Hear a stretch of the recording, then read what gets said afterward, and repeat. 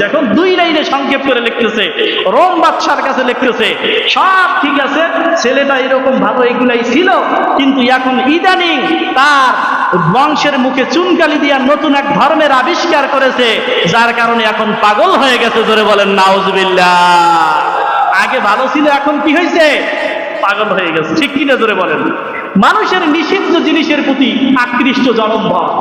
আমি যদি এটার উপর একটা রুমাল দিয়ে ঢেকে রাখি, তারপর বলি কেউ এটা দেখবেন না, সবার আকর্ষণ দেখাই লাগবে, ওর মধ্যে কি আছে দেখতেই হবে। ঠিক কিনা জোরে বলেন? সবাই রোম সম্রাটের কাছে যখন চিঠি চলে গেল, দেখে যে ব্যক্তির সব কিছু ভালো, এখন লোকটা হঠাৎ করে পাগল হয়ে গেছে। বলে কেমন পাগল? এত সুচরিত্র একজন মানুষ কেমনে পাগল হয়, একটু দেখা লাগবে। জোরে বলেন সুবহানাল্লাহ। রোম বাদশা 40 জনের একটা টিম পাঠা দিলেন, যাও মোহাম্মদ সম্পর্কে আবু জাহেল যেই কথা বলছে তোমরা জাস্টিফাই করো, যাচাই বাছাই করো, দেখো আসলে কি ঘটনা। কি লোকটার অপমান করার জন্য এত প্রশংসা লেখছে, লাশ কামে লেখছে, লাস্ট দিয়ে লেখছে পাগল হয়ে লোকটা পাগল হয়ে গেছে।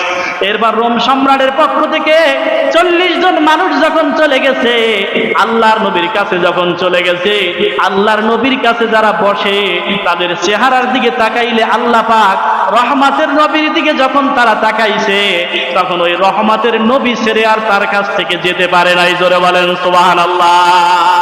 40 জন হাত দিয়ে বলে, ওগো পয়গম্বর, এই মুহূর্তে আমাদেরকে পড়া দেন লা ইলাহা ইল্লাল্লাহু মুহাম্মাদুর রাসূলুল্লাহ সাল্লাল্লাহু।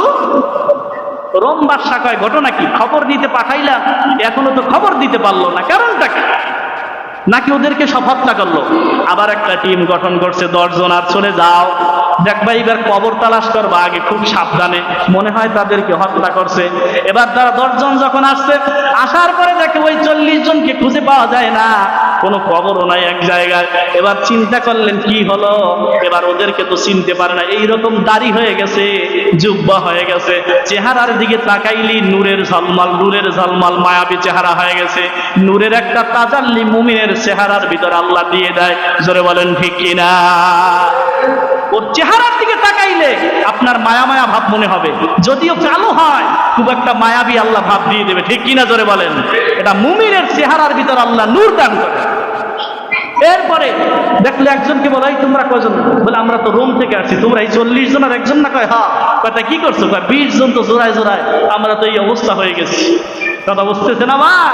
এজন্য কেমন পাগল রসুল হয়েছে। একবার রসুলের সান্নিধ্যে যারা যায়, সোহবতে যারা যায়, ঈমানওয়ালা আমলওয়ালা হয়ে যায়, দুনিয়ার